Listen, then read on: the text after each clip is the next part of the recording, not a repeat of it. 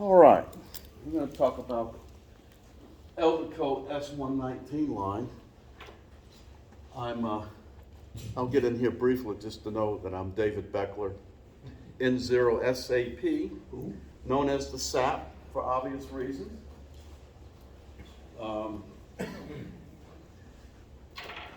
Wanted to thank Nick for doing his Westrum Radio Symposium.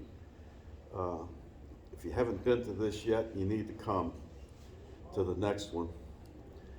If you don't know who Westrum is, I'll put this up here so you can see this. This is Nick's book about Westrum. It says Amateur Radio's Unsung Hero. Westrum was known as the father of single sideband. And it's quite an interesting book. You need to have this and read it. You'll learn a lot about single sideband radio. What did I do with the clicker? Here it is over there. Hang on, I got to get the clicker.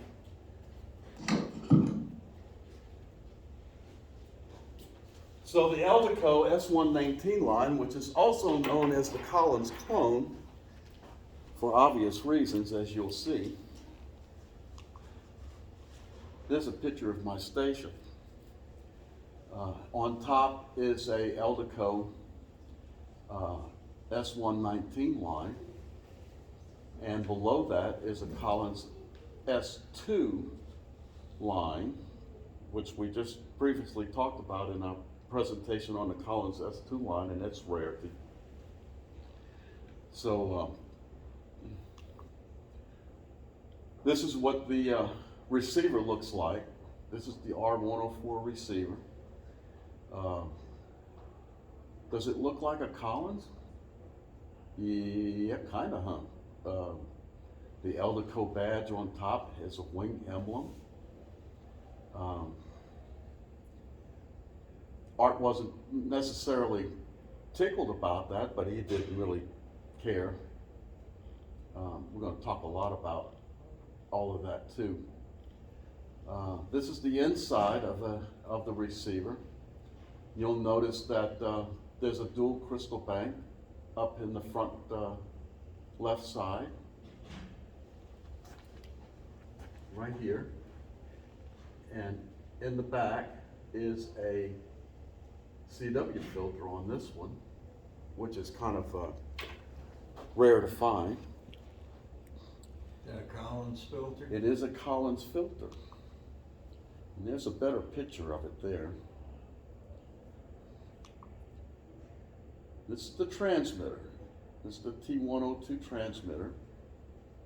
And again, like I said, it looks pretty similar. The one thing that I'll show you on this transmitter and the receivers, it's basically the same. You'll notice the band switch on this radio, on this transmitter. You'll see the band switch, and the band switch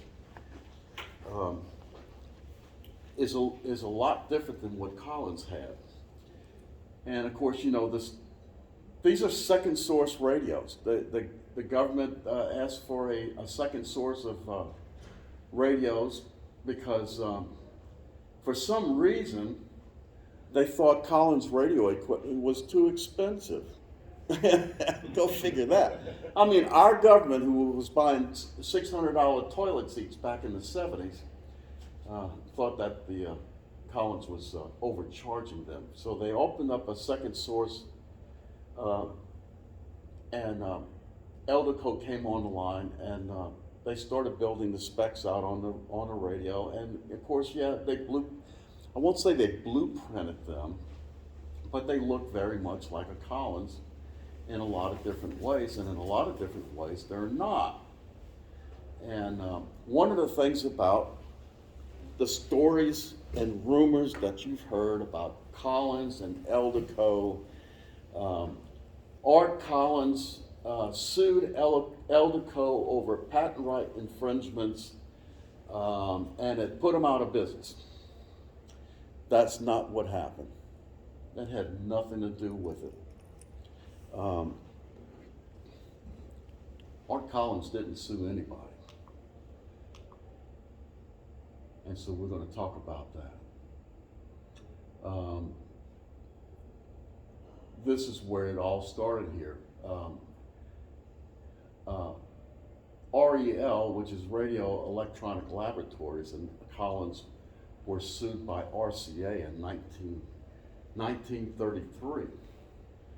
The heart of a radio's transmitter is the oscillator, and at that time it used a vacuum tube to generate a radio frequency.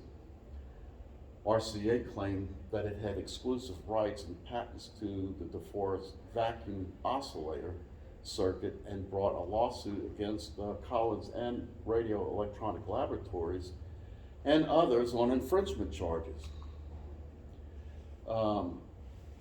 REL was the transmitter company that supplied Edwin Armstrong with FM transmitters.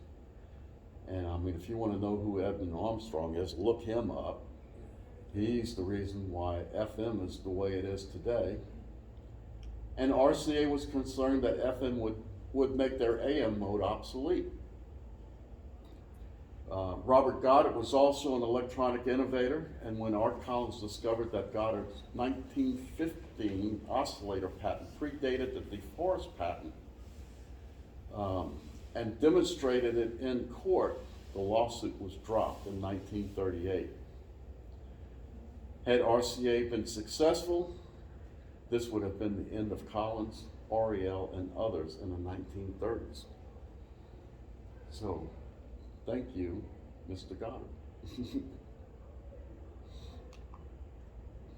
So the second source radio of single sound band radios for the Mars program was up and coming, and Collins was trying to prevent that from happening. But someone in Cedar Rapids slipped up on the bid paperwork, and the bid contract was awarded to REL. The Eldico S-119 was built to specs according to the contract at half the price of a Collins. REL even bought Collins filters off the shelf for their radios because Art Collins would not sell them directly to REL. He made them buy them off the shelf, which makes that Collins filter in the receiver we saw here earlier kind of rare. Chuck Carney of Collins said, "We really pulled a boner on that one," talking about the bid proposals against REL. The reason why is because they included engineering and development costs in the Collins bid, and Eldico did not. And so that's how they ended up losing the source as a second source of the radios to the military. It was over their little mistake that they made.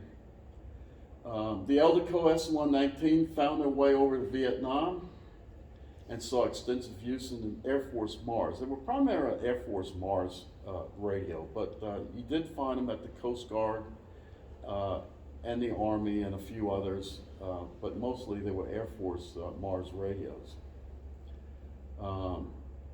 They built approximately 1,500 stations, and being that this was a GSA contract that could buy it, any government agency could buy the Eldicos.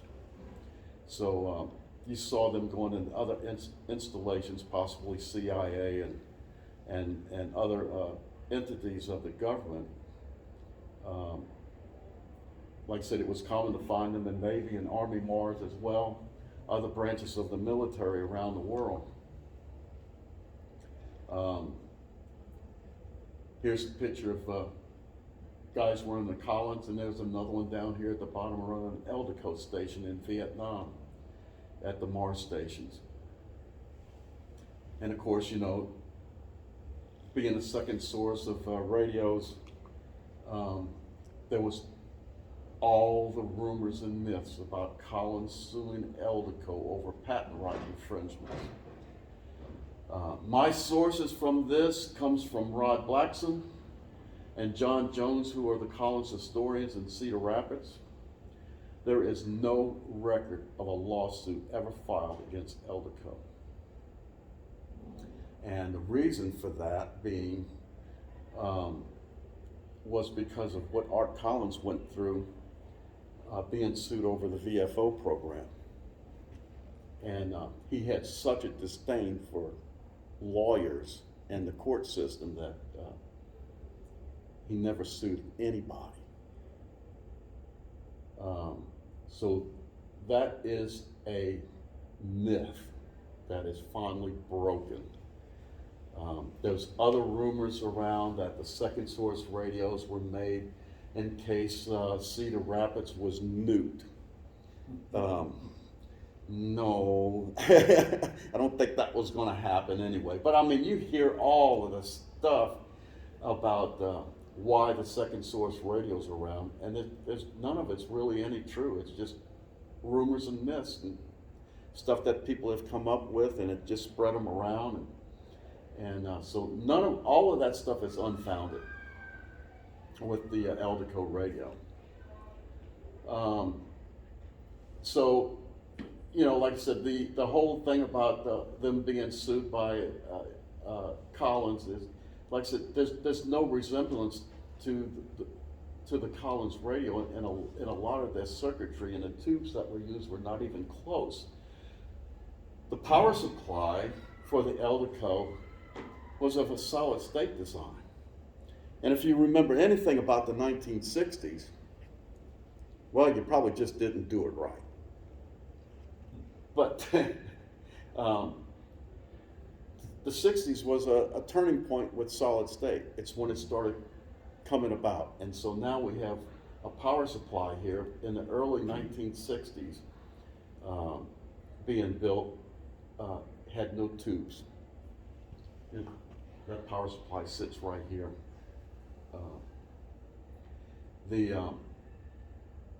The quality was not that of Collins. They were built to fill the specs of the contract. They don't look really pretty like a Collins does, but they're functional. And the only thing that really pissed off Art Collins was the wing emblem, that it looked like the Collins emblem, as we saw in the previous pictures. There's a side-by-side or top and bottom of the Collins wing emblem and the Eldico wing emblem. They do look pretty darn familiar. He was not tickled about that. The only thing that Art Collins asked Eldico was not to sell the commercial or the general public when they were doing these second source radios, because they were on the GSA contract. They were strictly building them for the military, and that's what the contract was for. While Eldico was in New York, there had been attempts to unionize the shop due to the perception that the white-collar workers were being treated better than the blue-collar workers. Who would ever thought that would happen? It was not long before Eldico moved the company to Florida to escape the union, and Eldico was a subsidiary of REL, which we talked about earlier, which the two companies merged to become the RELiant Corporation after they moved to Florida.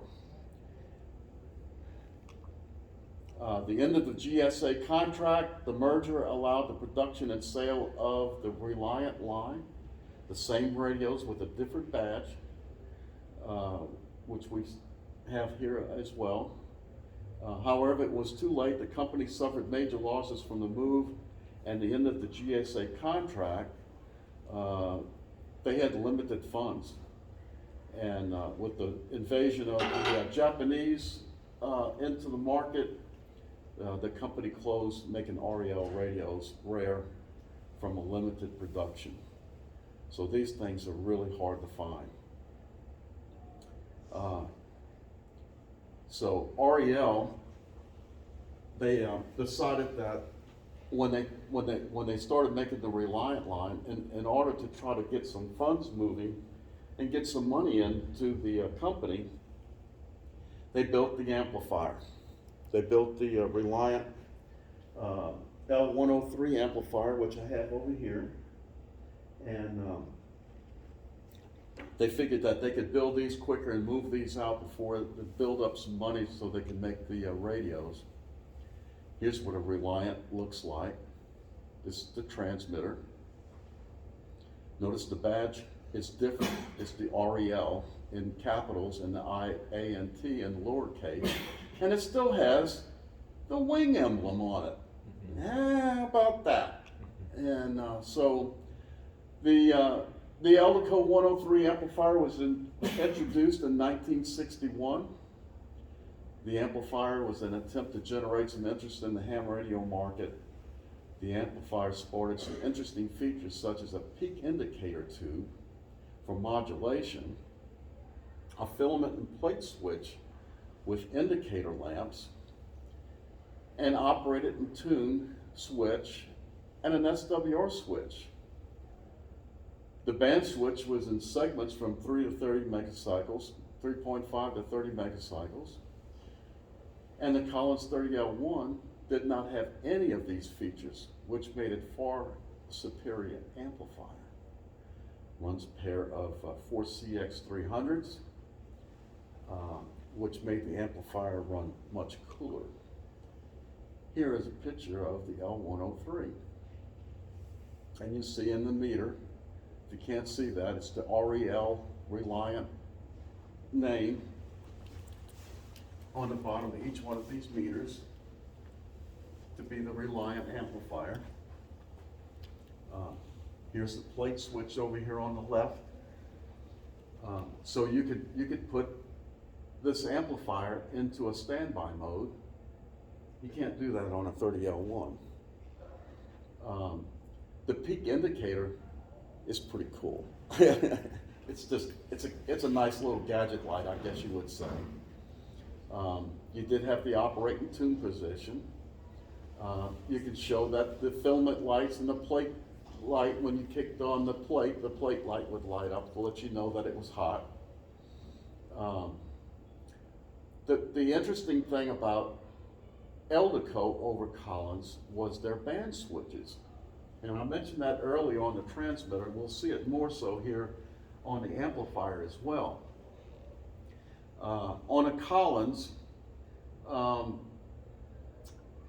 the crystals were used in 200 megacycles segments to bring it from 3 to 30 megacycles. But the band switch on the Eldico, I mean, even looking at the amplifier here, this amplifier was way ahead of its time.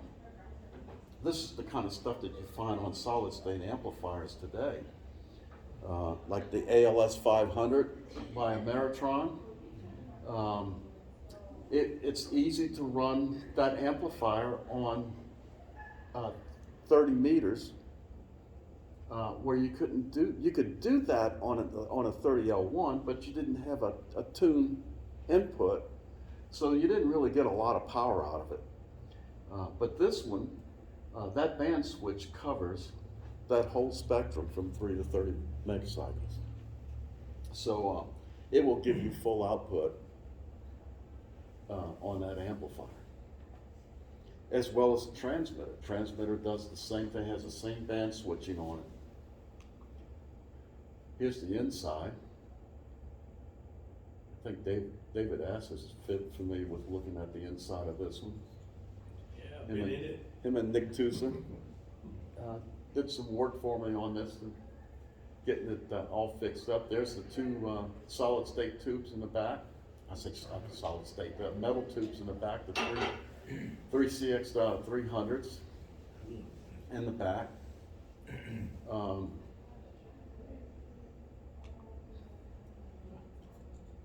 Here is the advertisement for the L103 when they first came out, the RELiant advertisement. When they tried to promote this as trying to get some monies together. explains all about what the amplifier can do. It's 1,000 watts PEP,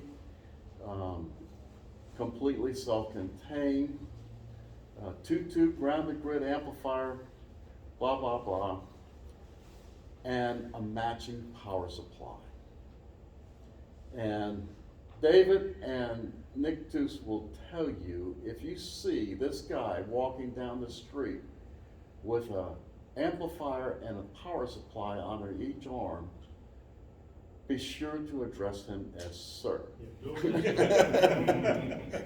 mess with him. Don't mess with I mean, I think this guy, if he ripped off that shirt, there was an S underneath it somewhere.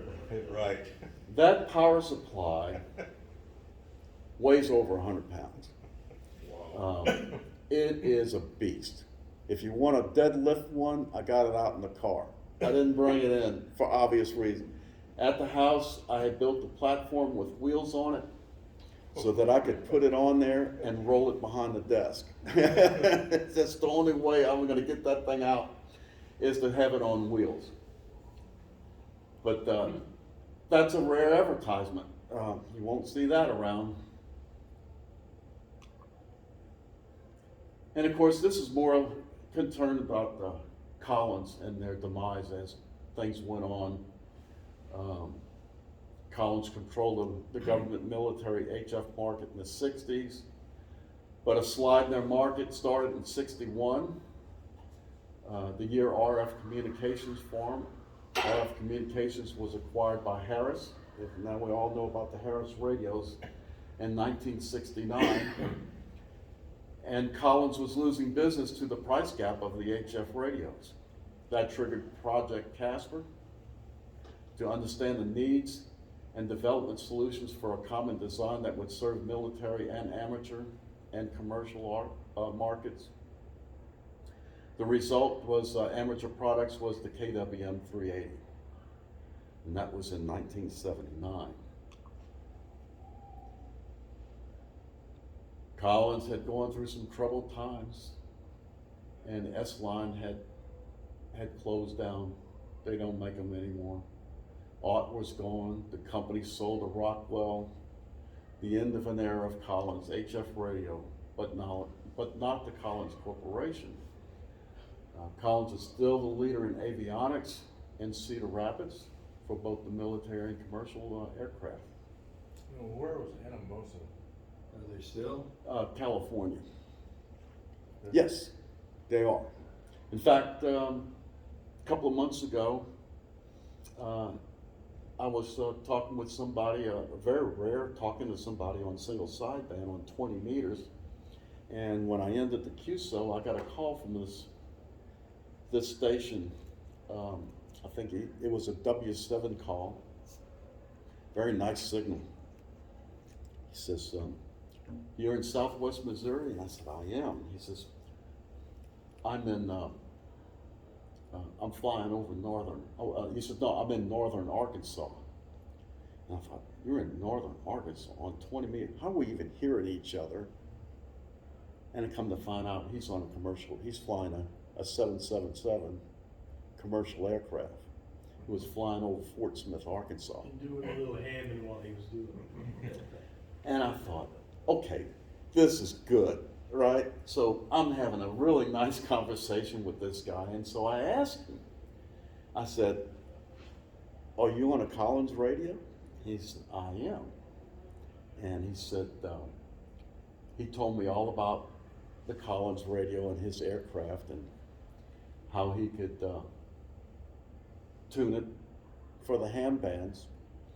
And he does it quite often, especially on a long trip. The only time you'd find these radios is normally the long haulers, the overseas flights.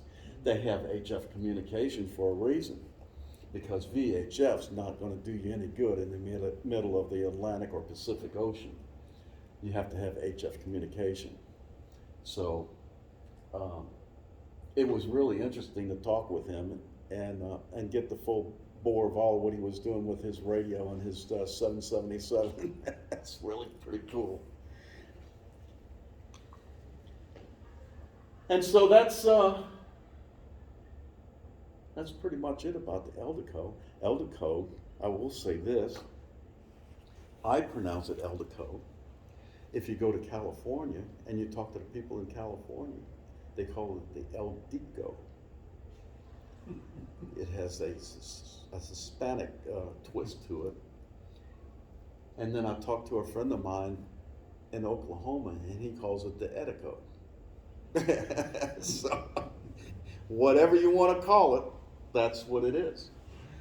The Eldico, the Eldico, the Edico, pretty interesting history. But the thing is that the RELiant, again, is a radio you will not find on the internet.